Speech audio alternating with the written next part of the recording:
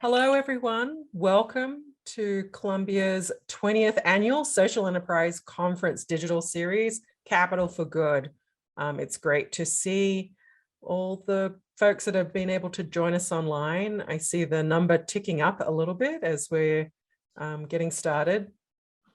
So for those of you who are new to this event series, the Capital for Good Conference is really intended to showcase social impact leaders who are deploying capital to generate sustainable solutions to the global social and environmental challenges that we're facing. When we think of capital for good, this is a slide showing the spectrum of capital that we cover, everything from departing from traditional investing through to ESG, socially responsible investing, public equities, impact investing, thematic investing, strategic philanthropy, but also government revenues, right? Government funding, which I think is particularly relevant to the discussion today as we talk about bridging the gap in affordable housing.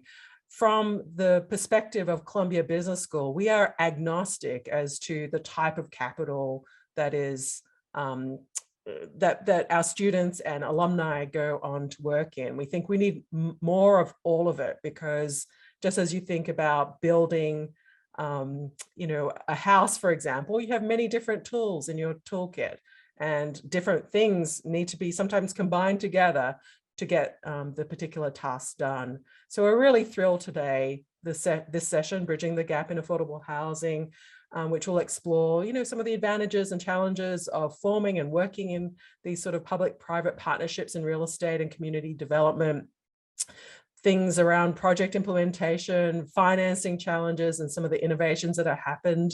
What are some of the key successes and pitfalls? So with us today, as you can see on the slide, we're thrilled to welcome back some alumni of Columbia Business School and the university, Annie Koo, Arden, and Stephen Mott, and in particular, really thrilled that Professor James Patchett is here to lead the discussion. He teaches a really terrific course at Columbia Business School on social impact and real estate.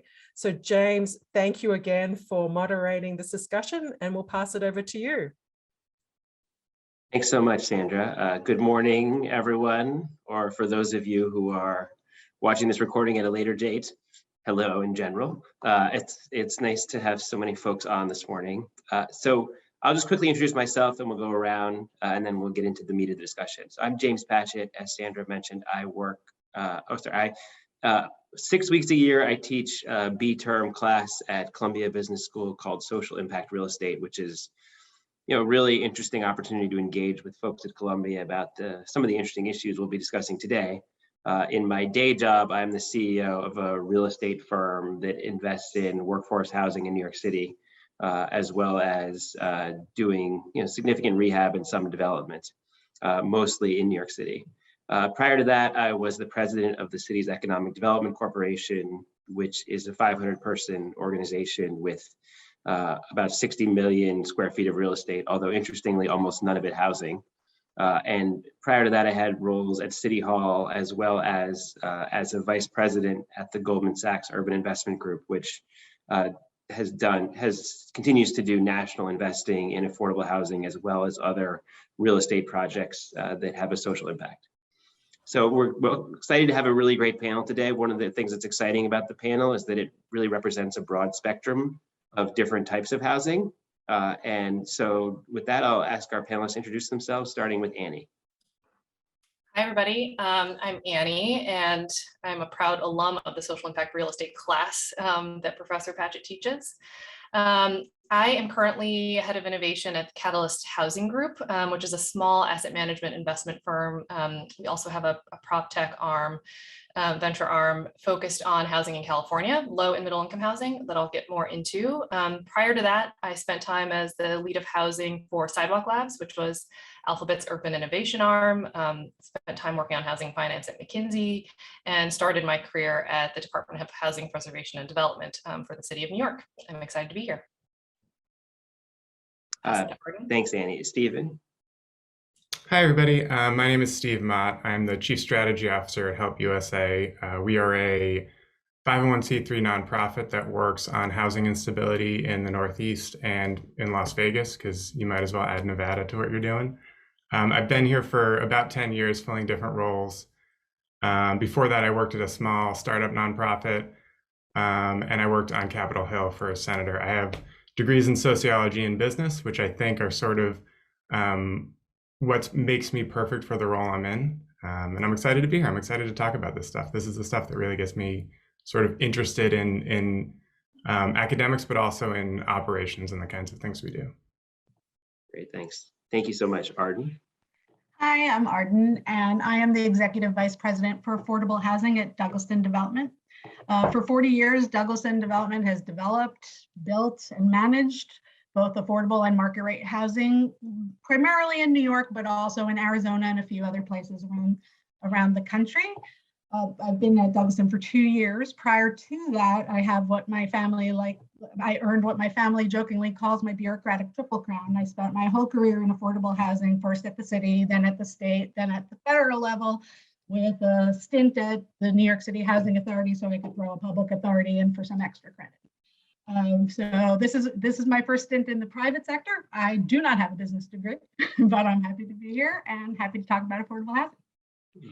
Thank you so much. So I think what you have here is a panel, all of whom have public sector experience and all of whom, except Arden, have business degrees. So, and I guess, Steve, you're the only one who works in Nevada, sorry. I'll take it. All right. So, with that, like as I mentioned, our panel is really well represented across the spectrum of affordable housing. And I think I wanted to start just by talking through the work, kind of what we talked about in advance is kind of from the ground up. So starting with the people who are most in need and working to the people who to the types of housing you really want people to progress to. Right? So there's this concept of the spectrum in affordable housing, which is really want people, people who are experiencing homelessness to have opportunities in supportive housing and then be able to move on to different types of housing and then ultimately, ideally, into workforce housing, which is certainly part of the goal of having a broad spectrum of housing. And so with that, we'll start with Steve, who can talk about what he does and the type of population that they serve and how they go about it. That's great. Thanks, James. So, I always like to start these conversations by talking about the people who use supportive housing and move on to what exactly supportive housing is. And so, because the city of New York is the city of New York and they keep numbers on everything, I was able to this morning look up the homeless population in New York City shelter systems. And right now it's 45,286 people. And so to give you a sense of what that is, that means that, roughly 45,000 people were sleeping in New York City shelter last night. And that's just the DHS shelter. That doesn't include the 6 or 7 other shelter systems that exist in the city for different populations, be they people who lost their homes due to eviction or fire, people who are survivors of domestic violence, youth homelessness, right? All those other shelter systems exist in the city and add on to that number. And in addition, there are people who are homeless living on the streets that add on to that number. And so, the question that we seek to answer and Help USA both develops and operates supportive housing, but we also develop and operate homeless shelters, and we operate retail level homelessness prevention and social service programs. The thing that we're always trying to answer is the question that James asked, which is, how do you move people from a state of homelessness to a state of being stable in housing? And there's a lot of different ways that you can do that. One of the ways that we do that is through prevention programs, right? So you try to intercede before people become homeless. One of the ways that we do that is through homeless shelters. So you find people who have become homeless, who are in crisis, and you give them a place to live. And through that process, you try to figure out what the next step is. And often for people, especially single adults who are homeless, the next step is supportive housing. And so loosely defined, supportive housing is housing that's either developed or found in the community. And a portion of the rent is paid by a government entity so that people can afford to live there. And in addition, what we do is we wrap services around those people so that they can stay in that housing.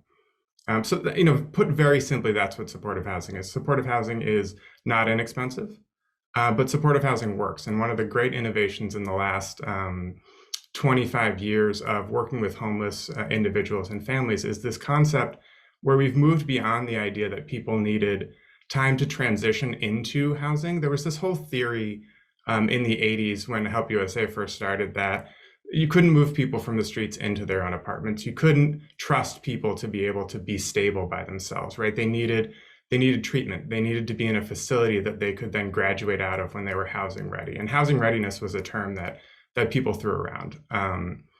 And Sam Semberis and a couple of other people in the 90s had this wild concept of, maybe just put people in housing, give them a key, give them a lease, figure out how to help them pay for it, and bring services to them. And the great thing about that was, one, it reduced a tremendous amount of trauma, right? So people who are evicted, people who become homelessness, go through the trauma of being evicted and becoming homeless. And that itself is damaging to people. And so to the extent that you can reduce that trauma, to the extent that you can give people a place to live, you better their outcomes dramatically. And the other thing that we figured out is that providing homeless shelter is insanely expensive, right? New York City, $3 billion-ish a year providing homeless shelter. And so if you could figure out how to use that money for things that are A, less traumatic, and B, work better for people, then you're sort of doing better across the board, both in how you allocate capital, but also in how you treat people from a social setting standpoint. So that's what we do. We develop this supportive housing, and what we try to do is figure out how to get people into it. And one thing that I will disagree with you, James, is that our goal is not progression. Our goal is progression to the point where people can live independently according to sort of how they are in the world, right? There are people who have severe and persistent mental illness. There are people who are incapable of living outside a supportive housing setting. And our goal isn't to have them live 2 years in supportive housing and move them up the chain, right? Our goal is to provide them with the level of care that they need to be productive members of society and to move through the world in a way that's best for them. And so that's what we do. And, just to final, and sorry if I'm going on too long here, but to give you a sense of the need in New York City, right now there are 8,000 people who are approved for supportive housing who have not been placed. And so there's just tremendous need to build more of this stuff, because there are 8,000 people who meet all of the criteria that they need to move out of shelter, to move out of being doubled up and into supportive housing, that have no place to go because we don't have the units. No, thank you so much. Yeah, I mean, I think if you look at those numbers, it's between 1 in 150 and 1 in 200 New Yorkers who are experiencing homelessness. So it's a very high percentage of people, unfortunately. And unfortunately, that number has held relatively constant. It went up pretty significantly in the mid 2000s and has kind of, as when some resources were eliminated at the state level, and it has kind of stayed in and around an aggregate number around between 50 and 60,000 when you take account of everybody else for a decade, and has not really moved one way or another. Yeah, and those of us in the field often think of those counts as a wild undercount, right? Because there are people who reply no to surveys of whether or not they're homeless, who are living on couches, who are tripled up in studio apartments, who are living in cars, right? There's a tremendous amount of the uncounted homeless population that exists in New York City and across the country that just doesn't show up on those surveys. Right. So the problem is deeper than you think it is. Great, thank you. So I think, so now Arden, if you could, I know you're in what I'll refer to as the more traditional affordable housing space. If you could just talk about what your target population is, and how you go about doing the work that you do and building that housing, would be great. Sure. So Douglaston builds affordable housing that serves diverse populations. We have low-income senior housing. We serve family housing. We create family housing serving households earning between 60% of the area median income and 130% of the area median income. Additionally, we have hundreds of low-income units located within our market rate projects that are done through the New York City's inclusionary housing and 421A programs. And we have we are currently working on a tenant-in-place rehabilitation of Linden and Penn Wortman houses with New York City Housing Authority that's serving the public housing residents. So we serve a lot of diverse of low income and moderate income populations. And what's unique about them, about this, in almost every project we see that residents who are lucky enough to land in our units really describe to us the stabilizing impact it has. So for example, we recently talked with a resident that received a unit in our a mixed income project in Chelsea. and it was an affordable one. He was able to stop working as many hours as a bartender as he had been, go to City College. He's just earned his data science degree and is now working in that field. And he credits that all to the stability of having an affordable unit, and also an affordable unit that's well maintained, that he's able to rely on services and able to live a productive life there. Additionally, the only time I've ever gone to an affordable housing project where we get hugs from the residents is our Seaview Senior Project in Staten Island, where the residents will come up to you and hug you and tell you that they feel so lucky to be able to age in place without the fear that their fixed incomes won't be able to cover the rent. And the need for this type of housing is enormous, right? People have heard the stats in New York, right? There's 900,000 people who pay more than 30% of their income in rent. There's 450,000 people who pay more than 50% of their income in rent. And that's disproportionately accounts for people who earn under the area median income. And we see this firsthand when we try to market our affordable housing projects. For example, at our Crossroads project in the Bronx, we had, which serves households earning between 60% of area median income and 120% of the area median income. And it, for 163 units, we got 53,000 applications, and we have hundreds of people on the waiting list there. Yeah. And even in our projects and that's not unique to that project, right? I mean, like you see that across the board. No, and even at our project in Staten Island, and I'm not talking close to the ferry Staten Island, I'm talking way out in Staten Island, and it's targeted to seniors only. Even with those limitations on it, we got 23,000 applications for 162 units there. A different developer recently told me they did a lottery and they got 700 applications for every individual. Yeah. So we just need more. Yeah, absolutely. Okay, well, that's super helpful. Thank you for that context. So Annie, you're working in California, so you don't even get to talk about New York. So you can give us, I mean, New York, California is an even bigger state with even bigger needs. So you want to talk about the target population you're serving, and how to quantify the need, and what makes your population unique? Yes, so I think I'm meant to carry the torch for middle income housing, but I do want to clarify that Catalyst does both low and middle income, but primarily middle income housing. So there's so many, it's almost the Wild West for middle income, I feel like right now. There's many different names for it. Middle income, missing middle, as in we serve populations and households who can't afford market rent, especially in a place like California, the Bay Area, but also don't qualify for capital A, traditional capital A affordable housing. It usually taps out at 80% of AMI where we serve.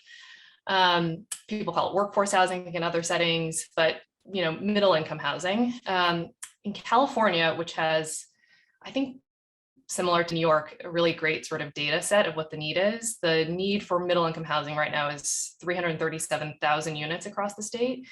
You add in low income, it more than doubles that number. And that's not even including sort of the deeply low income that Stephen's talking about, and not even above, there's such a supply gap in California that doesn't even include folks above 120% of AMI. But so Catalyst serves folks between 60 and 120% of AMI with a strong focus, both at our communities and in our sort of the innovation that we put in them. Hey, Annie, could you do me a favor? Just because I expect some of the participants don't know what the terms AMI mean. Because it's an industry jargon term. Would you define that, please? Area median income, which is sort of a standard and sort of set band set by HUD on an annual basis. And HUD so being the federal housing. Yeah. Wow, you're calling me out on all of the alphabet soup. Yes, okay. HUD, the federal agency that oversees sort of housing budgets across the country, among other things. So that sets the caps for which our rents can be set, which is scaled up or down based on income level for our residents.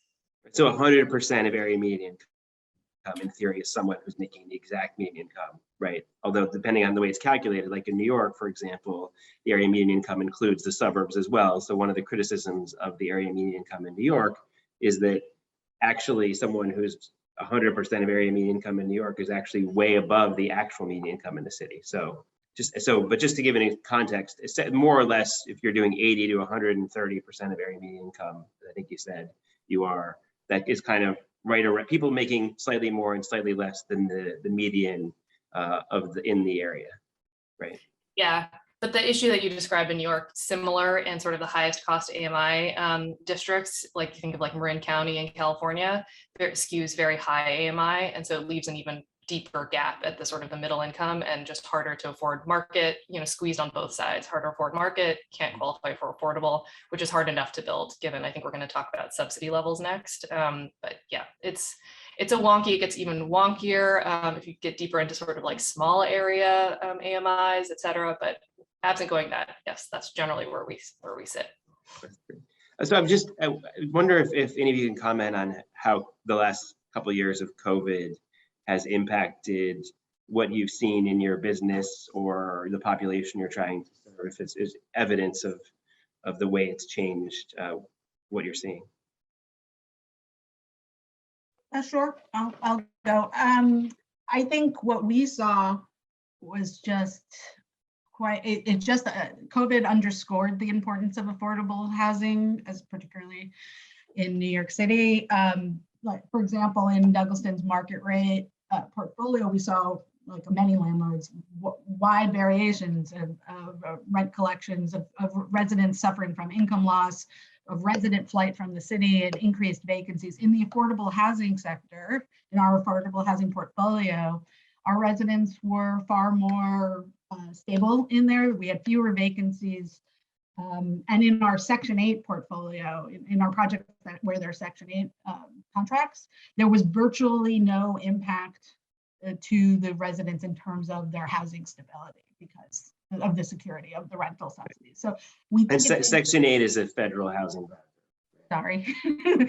Yes, the federal rental subsidy programs. And so our project, it just showed that the importance of these programs in maintaining housing stability, and which also in turn helped support the small businesses that were around our affordable housing projects. We have a small bakery across the street from one of our affordable housing projects that said, they were able to stay open. Their customers kept coming in because they had hundreds of our units surrounding.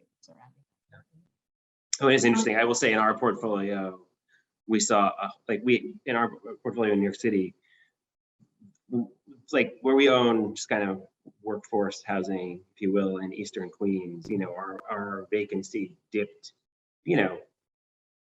2% more or 4% more than traditionally, whereas properties we own on the Upper West Side of Manhattan, it dropped like 20 or 30%. Because the reality is, at least our experience, people who are a little more transitory in some of those neighborhoods on the West Side, whereas people who were, and they have more resources, frankly, to be able to relocate, whereas people, have grown up and their whole families and lives are in areas in Queens, and so they're less likely to go elsewhere. Yeah, one of the interesting things that we saw, and this is more homelessness stuff, but I'll get to housing, is that there's a wide variety of reasons that people become homeless. But if you were to split it down the middle into two reasons, right? There are people who are suffering from mental illness or some other problem that needs a supportive housing-based solution, and there are people who just can't afford to live where they're living and are getting evicted.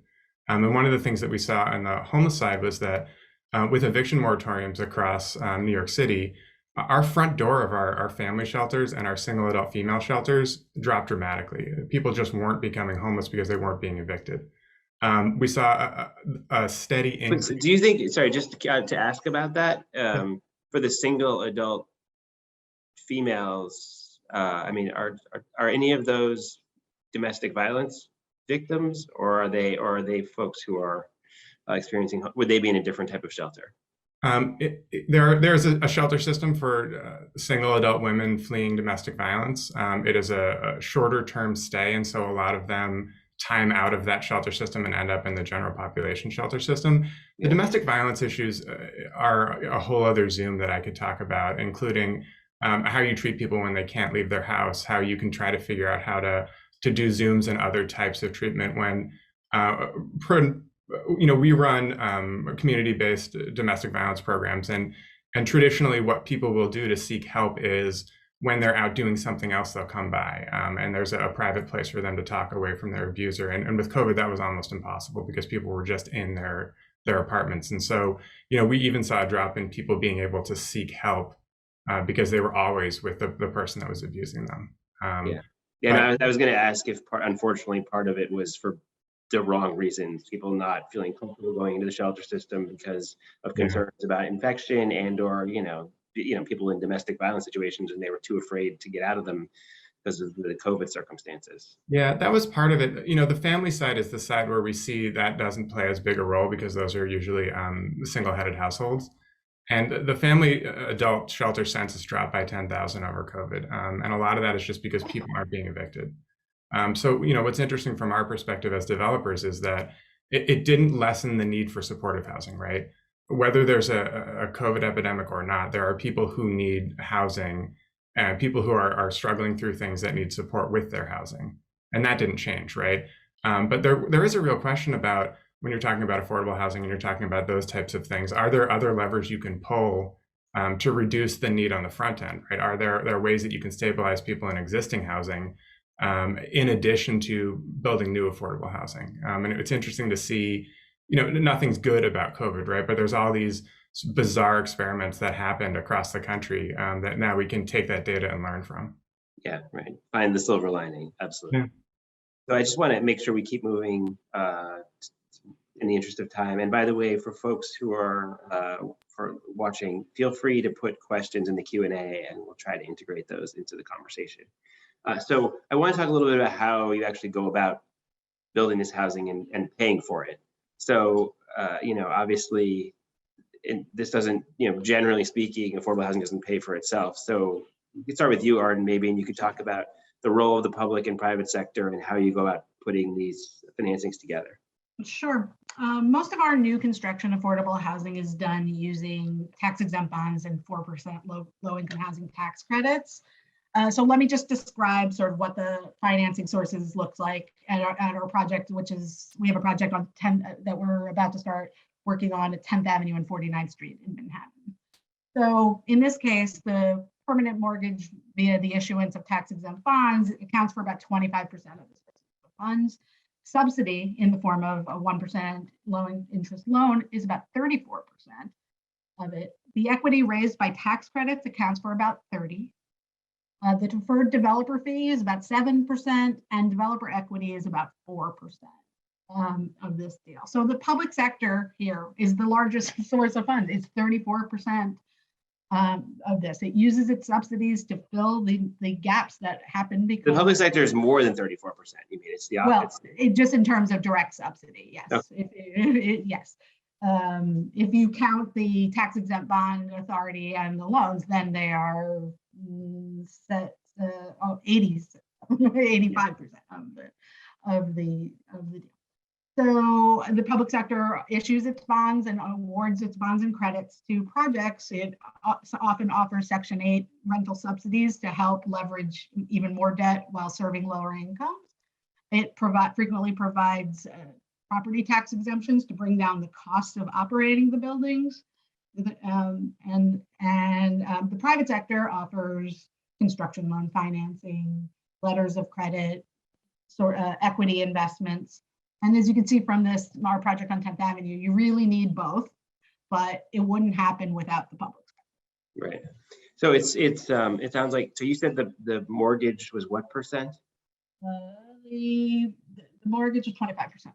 Right. So, I mean, really the mortgage, just again, for context for people who aren't that familiar with real estate, I mean, that's being paid essentially by the rents that residents are paying minus expenses that cost to cover the building. So essentially the income coming to the property covers debt sufficient to cover a quarter of the project cost. And the rest has to be made up through other sources, some of which is developer equity, but the majority of which comes from the public sector, either directly or indirectly.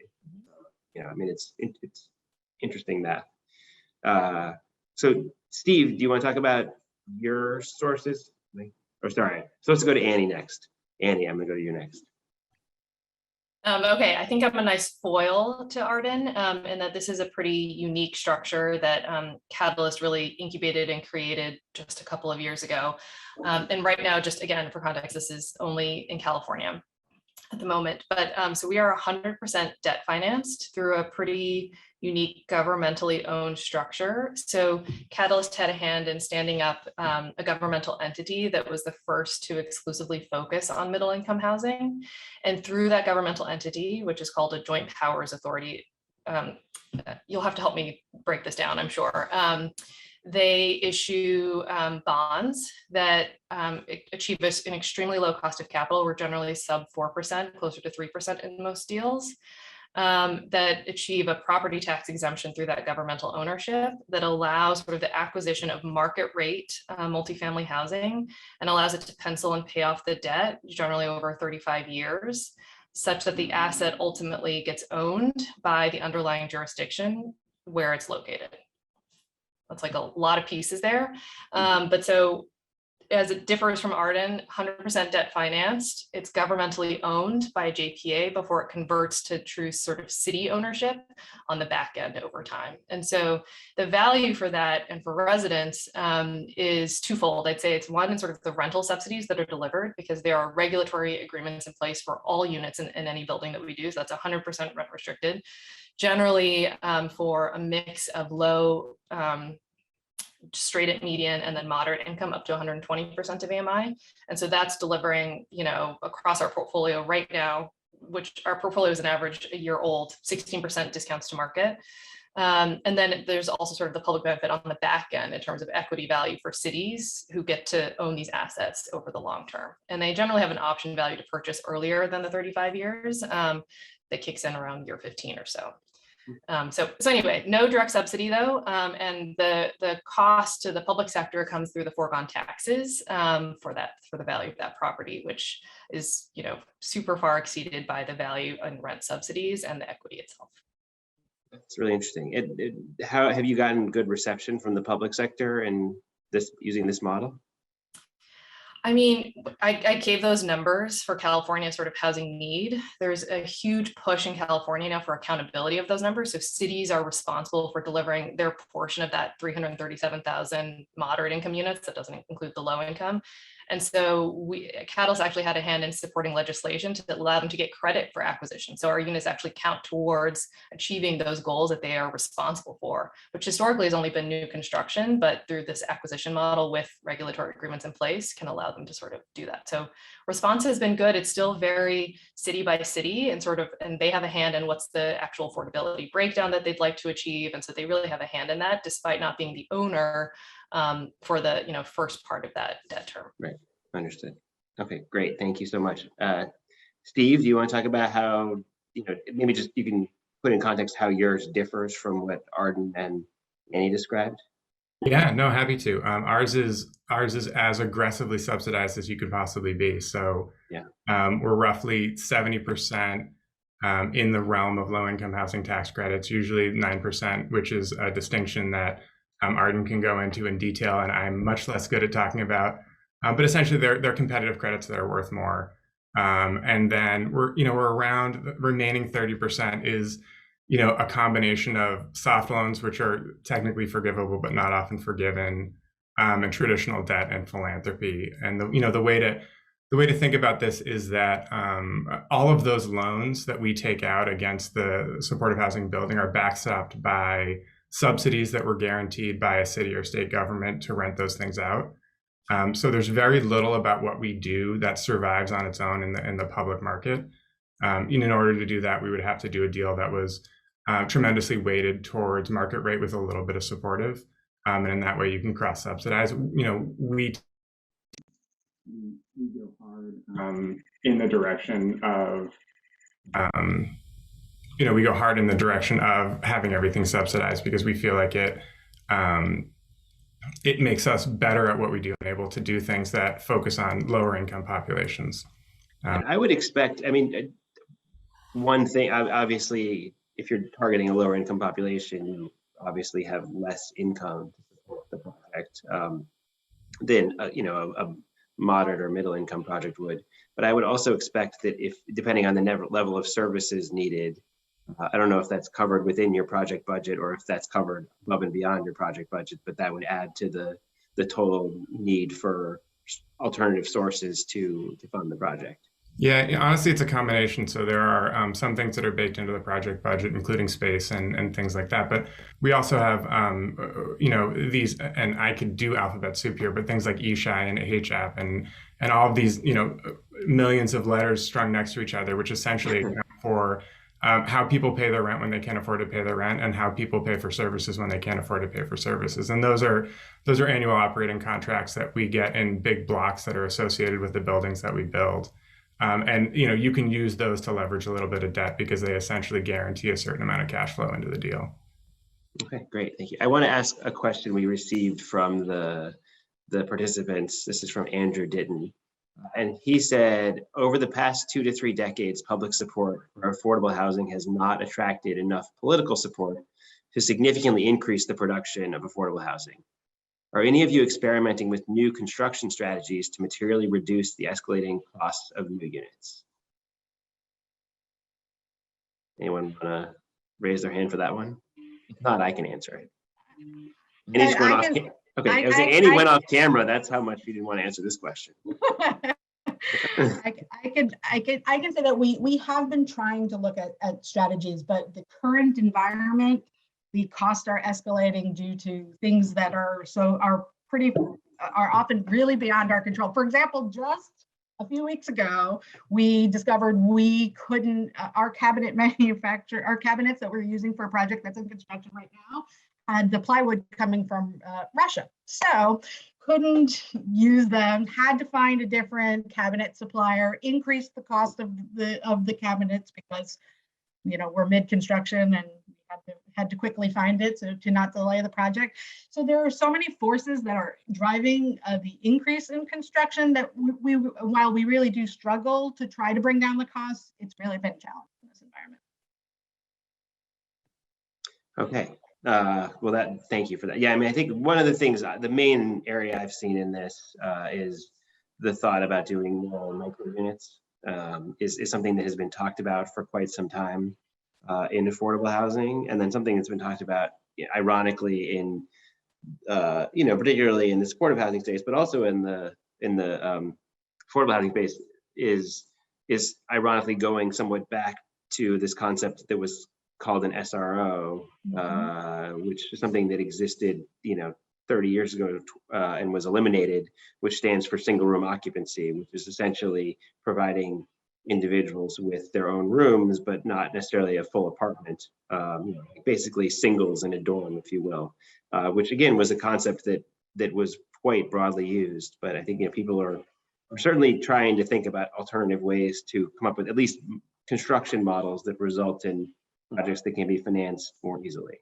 I will say that there was more money put in the budget as part of the stimulus for affordable housing, so it was an increase in overall affordable housing funding for the first time in quite a while, but you're right in asking the question that there's just not enough, and really never will be, candidly, if we stick with the current model. I think there's also there are people who are trying to reduce costs in a lot of different ways, and I think Arden is correct that every time we try to do that, we find that the cost is about the same for some reason. So we experimented with prefab and building off-site. There's a great company in the Navy Yard that builds in a huge airplane hangar individual units, and you Lego them together, right? And we looked into that and we penciled that out. It was exactly the same price as building on site. And so, we have a building that we're building up in New Haven, Connecticut that we're really proud of. That's all no cement, no steel. It's all timber, cross-laminated timber, and it's this very cool, very environmental thing that you'd think, you reduce your steel cost, you reduce your overseas exposure. It's a little more expensive than building with steel and concrete. So every time you walk down that road, you end up with about the same numbers, and it's incredibly frustrating, especially in the Northeast, to keep trying that and keep ending up where you started. Yeah, 100%. I mean, my experience has also been that there's a lot of ideators out there with concepts which, when you put them in practice, have not yet resulted in significant cost reductions. But I mean, that being said, I'm a believer in innovation, and so I'm optimistic that there will be something that comes our way soon, which actually is a good segue into our last kind of major topic, which is innovations in affordable housing. And Annie talked about her model, which I think in and of itself is an innovative model. But I wanted to ask each of you, starting with Annie, what innovations you've seen recently and how it's made what you do different or easier. I was going to say, I was sorry I got kicked off there, but I wanted to jump in. You're talking about starting to talk about innovations on the construction side, but innovation is my favorite topic because I think there's a lot of innovation happening at different levels, and we don't often talk about like, okay, where is the innovation matter and what is the impact of that? And so my role prior to Catalyst, I was at Sidewalk Labs, also focused on housing innovation. And so I like to break it into sort of 3 different categories. There's sort of like what I call like the point-to-point sort of innovation category of like, how do we enhance the resident experience? This is often more software type solutions. How do we create robotic interiors that might change how we actually experience the home? But it's still fundamentally sort of a point solution, not necessarily a supply game changer. And at Catalyst, we do a lot of our innovation work through our innovation lab that invests in startups at seed and sort of later stage. And one example of a technology there that we use in our properties is something called Flex, which actually, if we think about sort of financial precarity of some of our middle income residents unable to pay rent at the same time every month because of income volatility, helps to smooth out rental payments. But that's sort of one layer of housing innovation that's just about resident experience. I think second level is maybe what you were starting to talk about, Stephen, which is like these game-changing technologies or construction methodologies that might change how we fundamentally build housing and lower the cost of housing. Hard to do that today. A lot of those solutions haven't proven out. What's old is new, modular, sort of has been around forever, but they haven't yet quite unlocked radically new levels of supply yet. I think we at Catalyst still invest and think about those in sort of an ecosystem scale. And then the third category, which is much more how I term like my sort of niche of innovation, is how do we think about new housing models themselves that lower the cost of capital to get us towards the financial innovation that really meaningfully is going to move the needle on it from a supply basis. And so the model that I described, the Catalyst focuses on, we've delivered over 4,000 units in the last 2 years against this. And the industry that we created is sort of scalable and has delivered over 13,000 units. Right now it's sort of on pace at double the light tech volume in California. So it's just extremely scalable, and just sort of thinking about more of those types of solutions, I think is sort of the third piece of innovation in housing. So that was a lot. No, that was great. I actually, holes in that. Yeah, no. I mean, I guess, well, I want to make sure to get to Steve and Arden as well. But one of the things that, and I'll actually just go ahead with you, Steve, after this. But one of the things that strikes me is that you still have the reality that there's only a certain amount that can be paid by residents, and frankly, you don't want them to pay any more than they're able to, and that's an inherent limitation in what we call the gap. In creating affordable housing, because the reality is, the costs are one option, but the truth of the matter is that you're always going to require subsidy in some significant form, I believe, to be able to make affordable housing, at least for the lower income populations, really work in any sort of scalable way. Steve, do you want to talk about innovations that you've seen? Yeah, it's interesting. A lot of it is along the lines of what Annie talked about. There's a tremendous resident experience movement in the supportive housing field that has to do with automating things within the units. And there's some great units in New York City that do this, where you scan out of the building and it automatically turns off everything in your apartment so that you're not leaving irons on and leaving things unplugged. And so there's a lot of those different things that allow people to live more independently than they otherwise would, and reduce the risk for people also living in that building.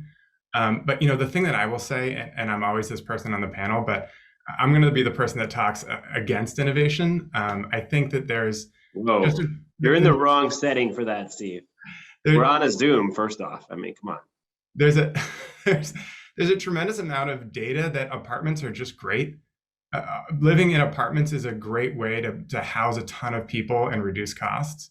And I go around and I talk to people, and they always say, have you thought of tiny houses? Have you thought of living in pods? Have you thought of, and there's all these things out there, and it's sort of like, I would love to see innovation within this thing that we already know. And frankly, there are very, very boring versions of innovation within the funding of how to build apartments that have been phenomenal for us, right? Like New York City did a Medicaid redesign team that pushed some health money into housing, and that kind of thing is incredible. And so, when I think of innovation, I think of how can you tweak the way that all of these silos talk to each other? How can you start to move money that's essentially social service money around to work more efficiently? And I think a lot less about whether we can build housing that's also an organic garden that goes, underground and also overground, and everybody lives in floating pods or whatever. Like that stuff is very cool. But I think like just, very basic, build better apartment buildings and build more of them. And how do you find the money to do that is the stuff that's worked for us. So basically you're saying the biggest and most important innovation in affordable housing is multifamily housing, apartment buildings, i.e. something that was invented like 500 years ago. Oh, absolutely. When somebody figured out that you could put a house on top of another house, like that was the hugest innovation in housing. Yeah. Okay.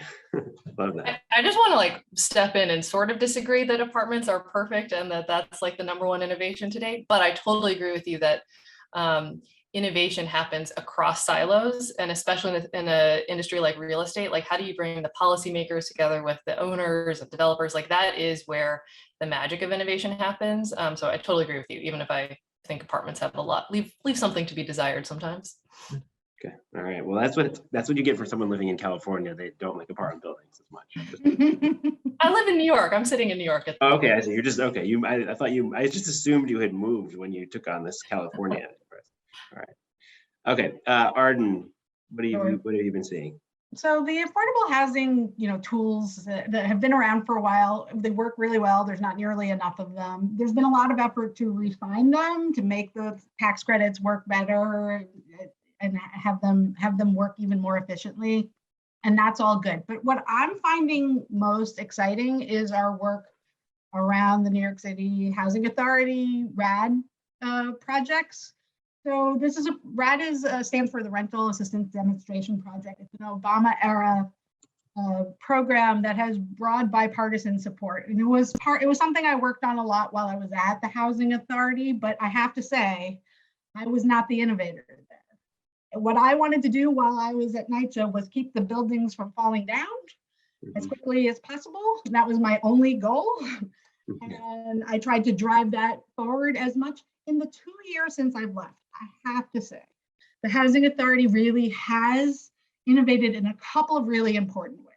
I was solely focused on, I got to get the elevators fixed, I got to get the heating systems fixed, I got to get the ceilings from falling. Which is important work. It is no small feat for the Housing Authority.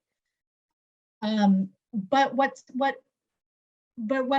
the original plan didn't really account for, that is starting to, is the residents' input. The residents know these buildings better than anybody else. And there's been a lot of effort to let the residents drive this process now. And that's been really, it's a credit to the Housing Authority and to the advocacy groups that have been pushing for this. The residents now, we just did one a couple of weeks ago where the residents interviewed us to see if we would be good property managers, if we would be good construction managers, if we could be good partners for them. They were smart and savvy and asked all the right questions. And that's really impressive. The other thing the Housing Authority is doing, again, sort of in a different direction than I was going when I was running these programs, is they're thinking about how to go just beyond the renovations. How do you start thinking about electrifying, 80-year-old housing stock? How are you doing solar on NYCHA's massive roofs? How are you getting Wi-Fi for free to all the residents? It's sort of a focus on future proofing that I definitely didn't have when I was running the program. I was just trying to patch it all together. So I find the focus of the Housing Authority is a really good one, a really positive one for the residents, and feel optimistic that those innovations are really going to benefit. So if I recall correctly, there's about 170,000 units of public housing in New York City. Is that right? Mm-hmm. Making it the largest housing authority by like 20-fold or something, I mean, some third scale. I do think that's really interesting, and the interesting category of innovation to talk about. So I think just for people's context, the concept behind RAD, which, as you said, stands for Rental Assistance Demonstration, right?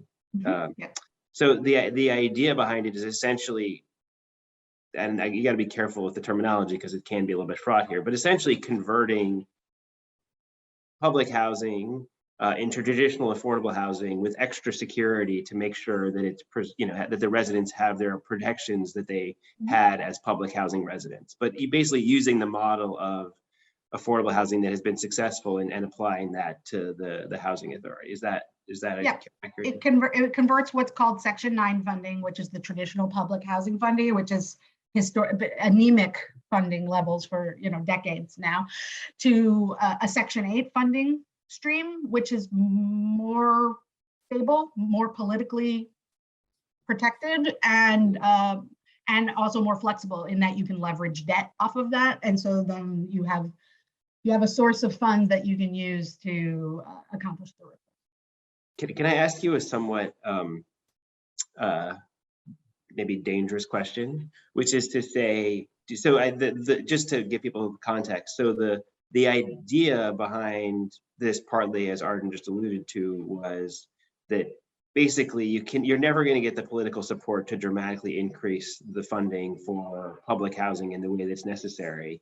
So why don't we use this other mechanism to get the results we're looking for, and essentially convert the funding stream and be a little bit more creative? I guess my somewhat risky question is, Arden, from your experience, which is far more extensive than anyone else's, do you feel that that even if the funding were equal for Section 9, i.e. traditional public housing, that this new RAD model is superior, or do you just think it's a matter of equal funding?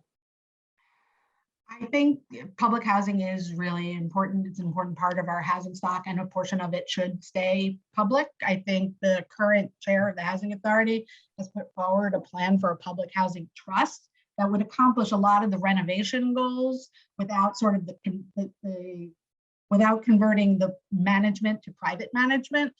And I think that's a really important tool in the Housing Authority's toolbox.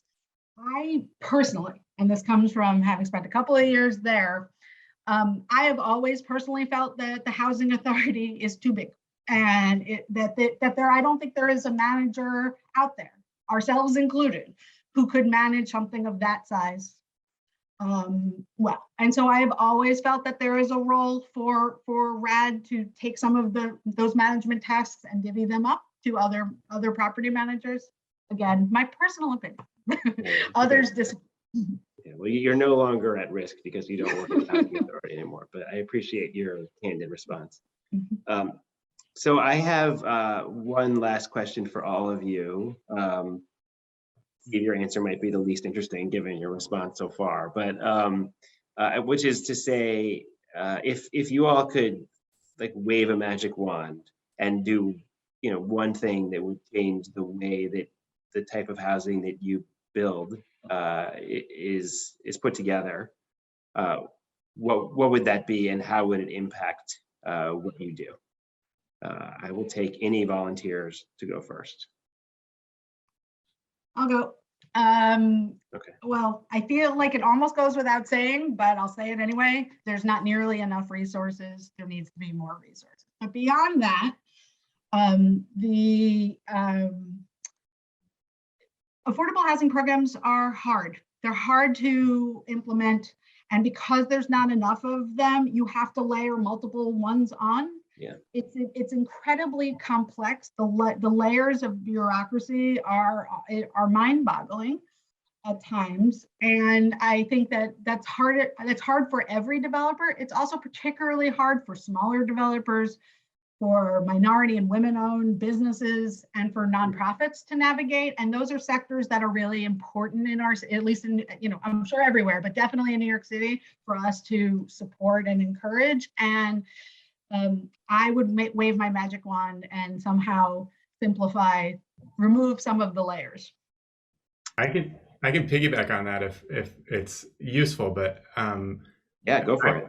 I love both of those magic wands, more money and less complexity. And what I would add is that at some point, and this will never happen, there's a 0% chance of this happening, but it's magic, so I'm going to say it. At some point, you need to wave a magic zoning wand and figure out how to convince people in parts of New York City and frankly in Westchester County and in Long Island that they can stack houses on top of houses, right? Because we get into these fights constantly with community boards, with zoning boards, with whomever else it is that is reluctant to see affordable housing, incredibly reluctant to see supportive housing move into their neighborhoods. And you want to talk about escalating costs, you want to talk about how difficult it is to build things.